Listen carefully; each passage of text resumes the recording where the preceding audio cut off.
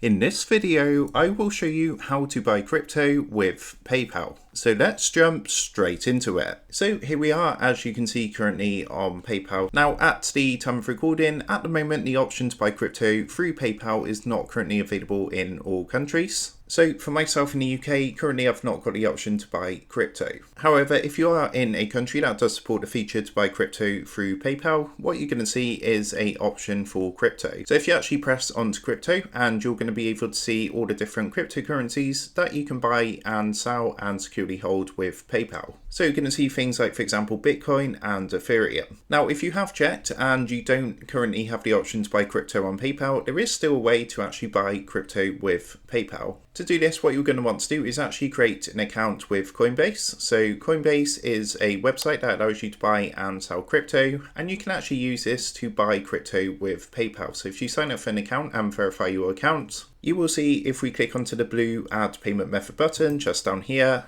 you're going to see there's an option to buy with PayPal. So you can add your PayPal account to Coinbase. And as you can see, as it says here, you can use your PayPal account to instantly buy crypto or withdraw funds on Coinbase. So to go ahead and do this, you want to add PayPal as a payment method. Once you've added PayPal as a payment method, you can come to the buy and sell option up here, and you can then go ahead and purchase crypto on Coinbase using PayPal as your payment method. So that is how to buy crypto with PayPal. With that being said, I hope this tutorial did help you out today. And if this did help you out, I would really appreciate it if you was to consider dropping down below the video, leaving a like, and also subscribing to the channel. With that being said, I just want to take a minute to thank you guys for watching this quick tutorial, and I will see you in the next video.